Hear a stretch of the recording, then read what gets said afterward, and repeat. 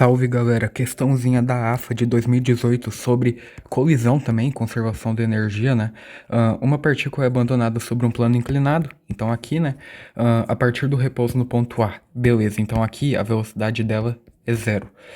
Ah, Como indicado pela figura, após descer o plano inclinado, a partícula se move horizontalmente até atingir o ponto B, beleza? E ela vai ter tipo um lançamento horizontal aqui, né? Ela vai cair assim, e aí depois ela vai quicar e ela vai subir de novo. E ele fala, né, que no fundo do poço a partícula perde 50% da energia mecânica. Isso vai ser bem importante pra gente. No ponto de C até D, a partícula move horizontalmente e ela experimenta o atrito. Então, no ponto C e D, a gente vai ter o atrito, né? E a distância C e D é 3h, e a partícula vai atingir o repouso no ponto D, né? Após percorrer C e D. Considerando os pontos B e C na borda do poço, que o coeficiente de atrito dinâmico entre a partícula e o trecho CD é 0,5 e que durante a colisão com o fundo do poço a partícula não desliza, a razão entre o diâmetro do poço, né? Então, esse X do poço, dividido pela altura da onde ela foi abandonada, que é o Hzinho, vale. Então vamos lá, rapaziada. Essa questão ela tem várias fases, né? Primeiro, eu vou colocar aqui, né, a primeira coisa que a gente vai fazer. Energia mecânica. Energia mecânica no ponto A vai ser igual a energia mecânica no ponto B. Como assim? A energia mecânica daqui vai ser igual a daqui. No ponto A, ele não está na velocidade, né? Então a gente só tem o quê? A gente só vai ter energia potencial gravitacional, que é mgh. Ou seja, m vezes o g vezes o h, que é o hzinho, né? Considerando só essa altura hzinha. É igual a energia do B. Na energia do B, em relação ao hzinho, tá? O B, em relação ao hzinho, tá na altura zero, né? Então aqui, ele não tem energia potencial gravitacional em relação ao ponto A, mas ele tem energia cinética, né? Ele chega lá com velocidade m, que eu vou colocar como VB, né? E essa é a forma de energia cinética. Beleza? Então, realizando essa conta, a gente vai ver que VB ao quadrado é igual, passa multiplicando, 2GH. Então, VB é a raiz de 2GH, certo? Beleza? Essa informação é importante pra gente. E agora, a gente vai fazer mais outra conservação de energia também, tá? Que é o quê? No ponto B, a gente sabe, ele falou no enunciado, que a partícula perde 50% da energia que ela vai ganhar. 50% da energia mecânica, ou seja, a partícula está no ponto B, ela vai cair e na hora que ela for. E na hora que ela tocar no chão, ela vai ter perdido 50% da energia mecânica, né? Que é energia potencial, mas energia gravitacional. Então vamos falar agora que a energia do ponto B, a energia mecânica do ponto B, é igual a 2 vezes a energia do ponto C, né? Por quê? Porque o ponto C é a energia do ponto B, só que menos 50%, né? Então é a mesma coisa que falar que o B é o dobro, a energia do B é o dobro da energia do C. Beleza. O que a gente tem na energia do B, rapaziada? A gente tem a energia potencial gravitacional, que é 3H, quer dizer, que é mg vezes 3H, né? M vezes g vezes 3H, Hzinho, né? Mas a gente tem energia cinética, óbvio que a gente tem, né? A gente acabou de descobrir que o VB, ele chega ali com a velocidade igual a raiz de 2GH. Então, vai ser o quê? M vezes o V ao quadrado. Raiz de 2GH ao quadrado é 2GH sobre 2. Isso vai ser igual a 2 vezes a energia do ponto C. Deixa eu só colocar isso daqui mais aqui, ó, para ter mais espaço, né? 2 vezes a energia do ponto C. Qual que é a energia do ponto C?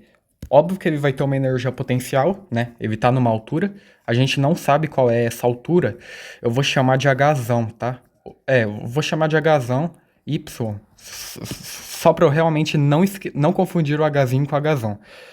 Tá, então ele tem uma energia potencial, que é M vezes G vezes Hzão Y, né? E ele também tem uma energia cinética, né? Ele chega aqui com uma velocidade, ele só vai parar no ponto D. Como é que a gente descobre a velocidade com que ele chega? Que vai ser o nosso VC ao quadrado, né?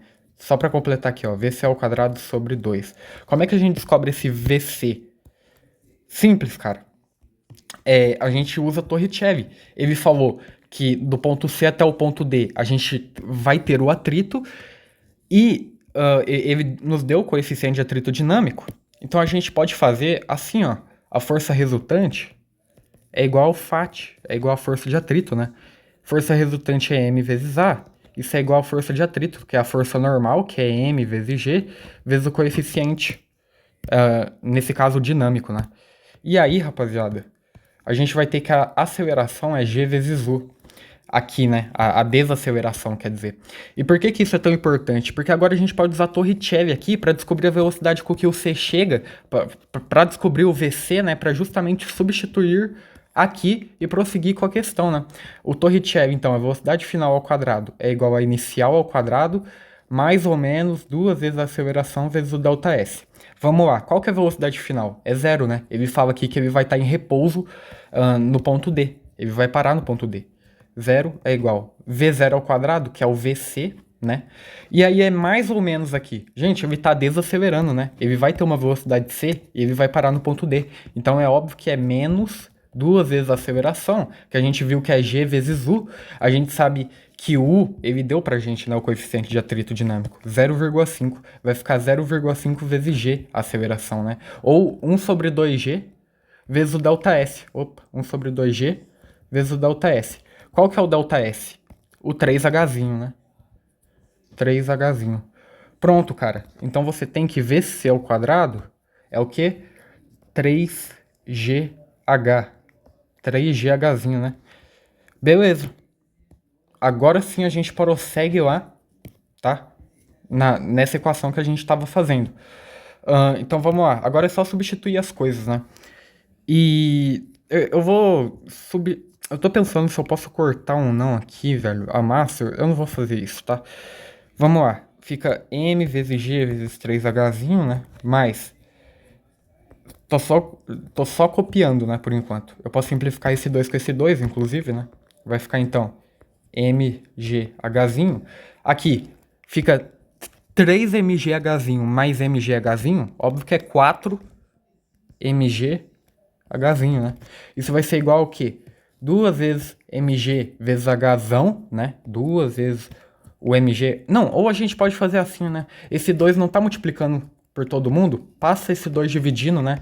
Vai ficar 4MGHzinho sobre 2. Isso é igual a MG vezes HY, mais Mzinho vezes VC, que agora a gente tem. VC ao quadrado é 3GH, e ali já tá ao quadrado mesmo. 3GH sobre 2. Correto. 4 dividido por 2 aqui é 2, certo? O que mais que a gente pode fazer? Aqui, né?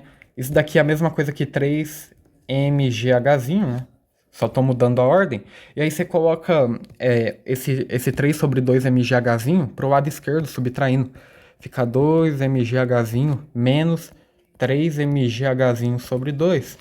Isso é igual a MGHzão Y. Ou seja, a gente vai ter, tirando o MMC aqui, né?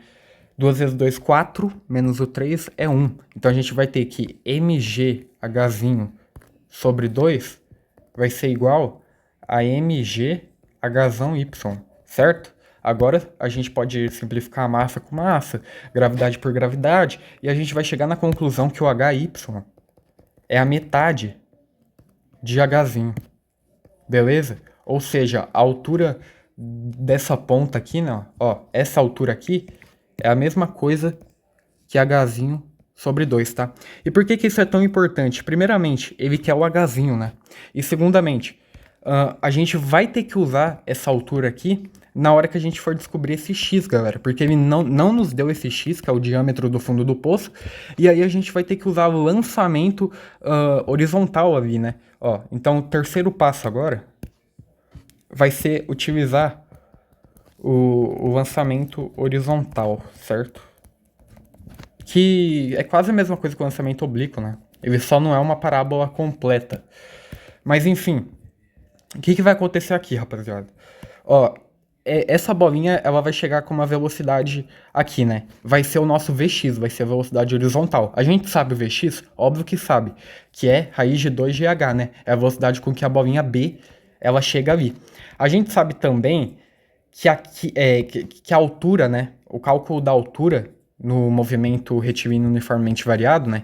Que é o lançamento horizontal no eixo Y, a gente sabe que a altura é gt ao quadrado sobre 2. A gente pode falar então que a altura aqui, ó, o 3h é igual g vezes o t ao quadrado sobre 2. Esse t é o tempo que a bolinha B vai demorar, né, para cair. E por que isso é tão importante? Vai ficar, ó, t ao quadrado é igual 6h sobre g. Então o t, deixa eu colocar isso daqui. Não, eu vou colocar mais para baixo. Então o t, né? Opa. O t é raiz de 6h sobre g. É isso? Deixa eu ver. Raiz de 6h sobre g. É isso. Tá, e por que isso é importante, rapaziada? A gente usou a fórmula aqui da queda livre e tudo mais. Porque para descobrir esse x, a gente vai ter que descobrir esse comprimento, né? Esse comprimento e esse comprimento, né? O comprimento antes dela bater no chão e o comprimento depois dela bater no chão. E eu consigo fazer isso utilizando o d igual a vt, né? Porque o lançamento horizontal, a velocidade dele é constante na horizontal, né? Então a gente vai ter o quê? D é igual a vt. Qual que é o deslocamento? X, o deslocamento não é x, né? Porque ele vai quicar antes de subir de novo, né? O deslocamento, eu vou chamar de x1, tá? Vou chamar de x1. É igual a v vezes o t. A velocidade de quem? Do b, né? A velocidade x que tá sempre constante, vezes o tempo de queda, que a gente descobriu. Então, o x1 é o vb, que é raiz... Opa, que é... deixa eu ver. Raiz de 2gh, né? Raiz de 2gh vezes a raiz de 6h sobre a raiz de g, né? É o t, né? Olha o que vai acontecer. A gente pode simplificar essa raiz de g por esse g aqui. Vai ficar... a gente pode multiplicar, né? Raiz de h vezes raiz de h. Fica raiz de h ao quadrado, que vai ficar h mesmo. Então, isso daqui vai ficar h. E raiz de 2 vezes raiz de 6 é raiz de 12. Então, o x1 é raiz de 12h. Beleza? O x1 é raiz de 12h, fora da raiz, né? Quem que é esse x1 mesmo? Relembrando, é aqui, ó. O x1, ele vai daqui até aqui. Esse é o x1. E aí, agora a gente vai ter o x2, né? Aqui o x2. Vou intitular de x2. E a mesma lógica, rapaziada. A gente sabe a velocidade com que ele chegou aqui. A gente sabe a altura também, que é hzinho sobre 2. E a gente vai descobrir o tempo e depois descobrir o x2, né?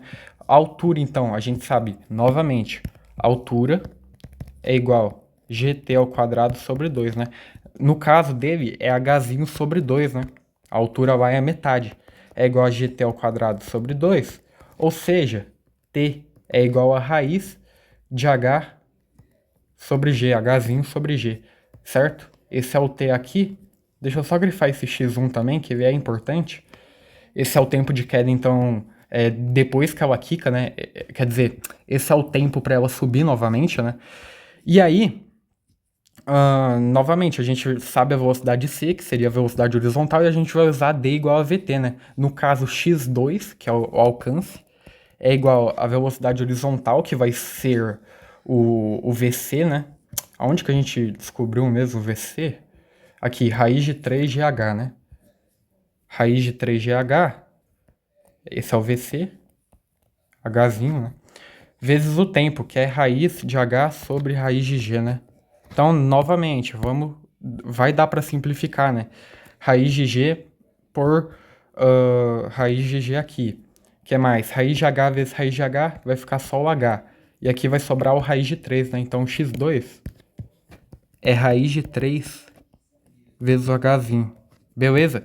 Ou seja, a gente descobriu o x, né? Que seria x1 mais x2. E a gente sabe, ó, que o x1 é raiz de 12h, né? Ó, então o x, deixa eu colocar aqui. O x é x1 mais x2. Então o x é o x1, que é raiz de 12h, hzinho, né? Mais x2, que é raiz de 3hzinho. Ou seja, o x é igual... Dá pra fatorar, né, raiz de 12. É a mesma coisa que 3 vezes 4, raiz de 4 é 2, então fica 2 raiz de 3, hzinho, mais raiz de 3hzinho, ó. Agora dá pra somar, né? Eles estão com a mesma raiz aqui. 2 raiz de 3hzinho mais raiz de 3hzinho, né? Mais 1 raiz de 3hzinho. O x é 3 raiz de 3 Hzinho, beleza? E aí, ele queria a razão, né? Olha lá no enunciado. Ele queria a razão entre x sobre hzinho, velho. Tá na sua cara aqui, né? É só passar esse hzinho lá dividindo e vai ficar que x sobre hzinho é 3 raiz de 3. Por isso a resposta vai ser a letra C. É isso, rapaziada.